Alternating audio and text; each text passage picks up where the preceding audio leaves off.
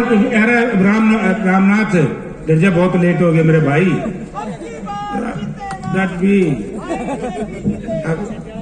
बहुत ही सम्मान के योग हरियाणा प्रदेश कांग्रेस पार्टी के अध्यक्ष हमारे साथी चौधरी उदयभान जी, इस भारतवर्ष की लोकसभा और राज्यसभा में यानी कि पार्लियामेंट में इकलौते सांसद भाई दीपेंद्र सिंह जी हुड्डा,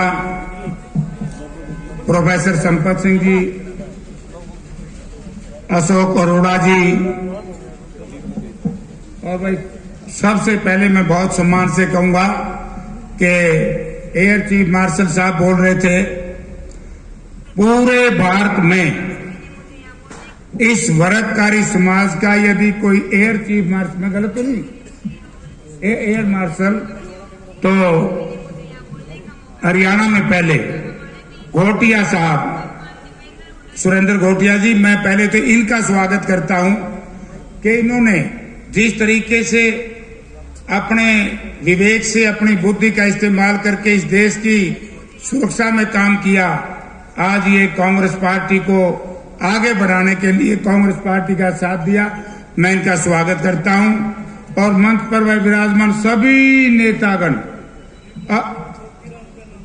लोकीराम का भी ले जाएंगे, बिना लोकीराम में मारेगा यू, और जितने भी विशेष तौर से भारतीय जनता पार्टी और आम आदमी पार्टी को छोड़ करके जिन्होंने कांग्रेस पार्टी का साथ देने का निर्णय लिया, मैं उन नेताओं का, उन कार्यकर्ता साथियों का बहुत धन्यवाद करता हूं, स्वागत करता हूं। मुझे याद है कि जब हरियाणा प्रदेश का ये मध्यवर्ती चुनाव आदमपुर का हुआ तो कुलदीप बिश्नोई ने जहां कांग्रेस पार्टी के साथ विश्वासघात किया, वहां किसी भय, डर और प्रलोभन की वजह से आदमपुर विधानसभा क्षेत्र के स्वाभिमान को भारतीय जनता पार्टी के चरणों में गिरवी रखने का काम किया। उसी दिन से कांग्रेस पार्टी चौधरी भूपेंद्र सिंह हुड्डा और उदयभान जी, दीपेंद्र जी इलेक्शन मोड में आ गए थे, और उसी का एक नतीजा है कि लोगों, पहली बार देख रहा हूं 35 साल के राजनीतिक जीवन में, सत्ताधारी दल की तरफ तो लोग आते हैं, लेकिन सत्ता को छोड़ करके विपक्ष में कोई आया है तो हमारे ये साथी इसलिए आए हैं क्योंकि आज हरियाणा प्रदेश की सरकार में बैठे हुए लोग जिनके ऊपर तरह तरह के आरोप लगते हैं, यानी कि हरियाणा प्रदेश की सरकार पूर्ण रूप से असफल सरकार है। आज हरियाणा प्रदेश में मुख्यमंत्री से लेकर के संतरी तक किसी की कोई हैसियत ब्यूरोक्रेसी ने छोड़ी नहीं, इसलिए इन साथियों ने 2 टिकट बांटी भाई, एक बीजेपी की टिकट आई। डूडी साहब मैं बहुत पुराना जानता हूं,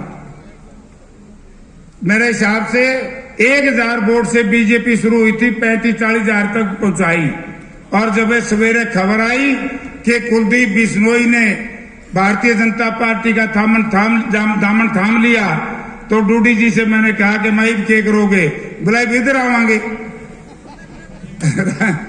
रातों रात ये साथी भारतीय जनता पार्टी को छोड़ करके लांबा जी, रोनालिया साहब यही होंगे, हनुमान जी, और हमारे आम आदमी पार्टी की फिर बात आई तो हमारे सब साथी शर्मा जी, इनके सहयोगी गुड़वाल साहब, ये छोड़ गए।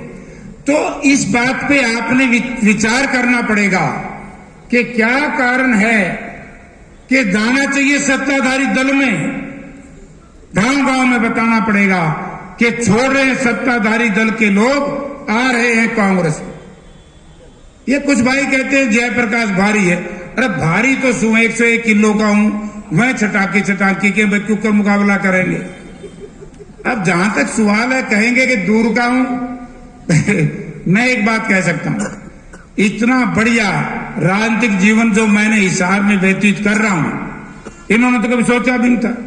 मैं 3 बार एमपी रहा, 2 बार मैं और मेरा भाई एमएलए रहा, और 1999 का मैं मध्यवर्ती चुनाव का भी जिक्र करूं तो उस वक्त कुलदीप बिश्नोई ने, इसके परिवार के लोगों ने जयप्रकाश भारी नहीं दिखाई दिया जब इनकी नाव हिचकोड़े खा रही थी, राजनीतिक नाव, और इन लोगों ने मुझे प्रार्थना करके बुलाया कि जयप्रकाश जी आदमपुर में मुझे जितवा दो, वरना ये मेरा नालायक बेटा चुनाव हार जाएगा और मेरा सारा मड़िया मेट हो जाएगा। उस वक्त कुलदीप बिश्नोई ने भारी नहीं दिखाई दिया। जयप्रकाश के आगे मुनियादी करता फिरता था, कहता था कि जेपी साहब आगे अब चिंता नहीं है, वरना हरियाणा विकास पार्टी हम पर जबरदस्ती करके हमें चुनाव हरवा देगी। आज लोग इस तरह की चर्चा करते हैं। जयप्रकाश 9 वर्ष तक कांग्रेस पार्टी का अध्यक्ष रहा, हमने इस इलाके की सेवा की है। कुलदीप बिश्नोई को खुली मेरी चुनौती है, प्रेस के माध्यम से नहीं, व्यक्तिगत तौर से मैं देना चाहता हूं।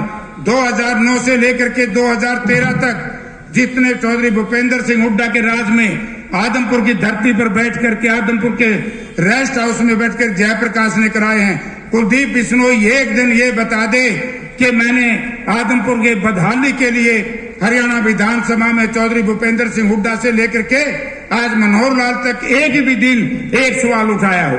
आज वो जयप्रकाश के खिलाफ इस तरह की चर्चाएं करते हैं, जिनका दामन पाक साफ तो रहा। एक कहावत है कि छाछ तो बोले छलनी का के बोले। दिन में 376 को जिस व्यक्ति की वजह से, जिस कुलदीप बिश्नोई और इसके परिवार की वजह से आज आदमपुर में बदहाली है, तो आदमपुर की बदहाली का जिम्मेवार आदमपुर विधानसभा क्षेत्र के लोगों केवल कुलदीप बिश्नोई और इसका परिवार है, दूसरा कोई व्यक्ति नहीं है। हर कोई जानता है। बोला गढ़ है, किस बात का गढ़ है? आदमपुर विधानसभा क्षेत्र गढ़ रहा है तो कांग्रेस पार्टी कर रहा है। कुलदीप बिश्नोई ने 2009 में पार्टी छोड़ी थी। आप लोगों को वो कहता होगा, क्या था ना हिसार रैली, रोहतक रैली करके कि मैंने कांग्रेस पार्टी छोड़ दी। ऐसा धोखेबाज आदमी, दगाबाज आदमी, ऐसा है विश्वास जिस व्यक्ति ने राजनीतिक लोक दलों में पैदा कर दिया हो, जिस कुलदीप बिश्नोई ने 2007 में ये कहा रोहतक के अंदर कि मैंने कांग्रेस पार्टी छोड़ दी और हंसका बना ली है। दीपेंद्र सिंह इस बात के गवाह हैं, ये सांसद थे, मैं भी सांसद था। न्यूक्लियर पावर को लेकर के एडजमेंट में सुनाया लोकसभा में, उस पर चर्चा शुरू हुई। कुलदीप बिश्नोई आकर के बैठ गया। मैंने व्यवस्था का सवाल उठाते हुए कहा कि स्पीकर सर, ये कुलदीप बिश्नोई तो इस्तीफा दे चुका है 2007 में, और खड़ा होकर नहीं जी मैंने इस्तीफा नहीं दिया, मैंने तो लोगों को बकाया है। ये इस तरह की झूठ बोलने वाले लोग, और ईब उससे भी गलत काम कर दिया। परसों फार्म भरने गया था, मुकदमे छोरा पे 4 बताओ हैं एक, ऐसे व्यक्ति पे क्या आदमपुर की जनता विश्वास कर सकती है? तो इसलिए आज भारतीय जनता पार्टी जो लड़खड़ाई है, भारतीय जनता पार्टी का जो असली कैडर है, आज वो भारतीय जनता पार्टी को फरज से उठा करके आगे बढ़ाने का जिन साथियों ने काम किया है, आज वो कांग्रेस पार्टी में चौधरी भूपेंद्र सिंह हुड्डा, उदय भानु और दीपेंद्र सिंह का साथ देने के लिए, जयप्रकाश को एमएलए बनाने के लिए आज आपके बीच में आए हैं। आज आम आदमी पार्टी की बात करते हैं। एक वहां था, नाम तो मेरे ने किया उसका, भाई मैं जानू को नहीं, नए हरे आम आदमी पार्टी में बोला हरियाणा में शिक्षा और दिल्ली की शिक्षा।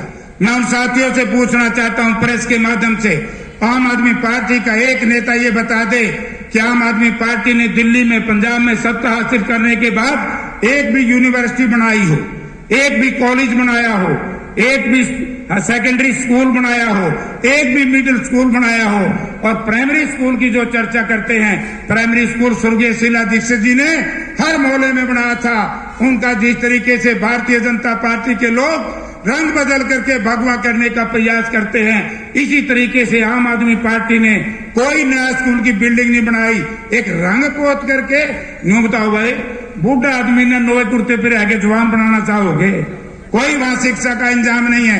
80% कंट्रोल वहां भारत सरकार का है, 20% लोग दिल्ली सरकार के हैं। और वो मैं एक बात बड़ा अचंभा हुआ जब मंडी में केजरीवाल साहब आए थे, बोला मुख्यमंत्री, केजरीवाल न्यू मुख्यमंत्री नहीं है जैसे हुड्डा साहब थे। हुड्डा साहब कलम से लिख देते थे, गवर्नर ने उसको पास करना पड़ता था। केजरीवाल ऐसे मुख्यमंत्री हैं, कोई भी फैसला करने से पहले वहां पर लेफ्टिनेंट जनरल की इजाजत लेफ्टिनेंट गवर्नर की इजाजत लेनी पड़ती है, और यहां आकर के कहते हैं मुख्यमंत्री। एक और भगवत मान था, और मैं आम आदमी पार्टी में भी कोई आस्था रखने वाला साथी बचा है। मुझे नहीं समझता कि पंडित जी से लेकर के गढ़वाल जी जितने इनके सहयोगी, उसको छोड़ करके आगे यदि उसके बाद भी गलती से बचा है, उन साथियों ने और या आम आदमी पार्टी का कोई व्यक्ति आपके बीच में आए, उससे एक प्रश्न पूछ लेना कि आज से 8 महीने पहले पंजाब में आपकी सरकार बनी, सरकार बनते ही सबसे पहले अपराध को अंजाम देने का काम किया, यानी कि भारतवर्ष का एक ऐसा नौजवान जिसकी 27 साल की उम्र थी, उस नौजवान को सिद्धू मूसेवाले को मरवाने का काम किया तो सरकार ने किया। ये बात जयप्रकाश नहीं कहता, उसके परिवार के लोगों ने कहा था कि यदि मेरे पुत्र की सिक्योरिटी ना हटाई जाती तो मेरा पुत्र शहीद नहीं होता। तो इसलिए साथियों, कितने खिलाड़ी मारे गए, आज पंजाब का सत्यानाश करके रखा है तो किस पार्टी ने रखा है? केजरीवाल साहब से निवेदन करना चाहूंगा, हरियाणा प्रदेश का सत्यानाश मत कराओ, हरियाणा प्रदेश को विनाश के कगार पर मत ले जाओ, हरियाणा प्रदेश की जनता को मत भरगलाओ। मैं जानता हूं 2011 का लोकसभा का चुनाव जब केजरीवाल जी अन्ना हजारे जी को लेकर के आपके बीच में आए थे, आज कहां अन्ना हजारे जी, आज कहां प्रशांत कुमार जी, आज कहां वो गायक थे उनके कुमार विश्वास जी?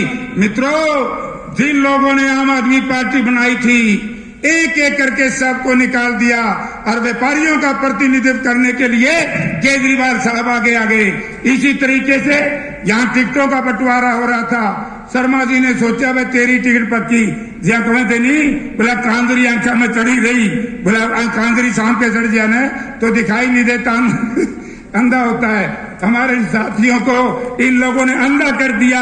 आपके भी कांजरी चढ़ाने का प्रयास करेंगे, लेकिन 5 दिन के अंदर मैं आदमपुर विधानसभा क्षेत्र के मतदाताओं का बहुत आभारी हूं कि आप लोगों ने आम आदमी पार्टी के उम्मीदवार को राजनीतिक तौर से धुतकारने और ठुकराने का काम किया। आम आदमी पार्टी को छोड़ करके एक मतदाता आज कांग्रेस पार्टी में आया है।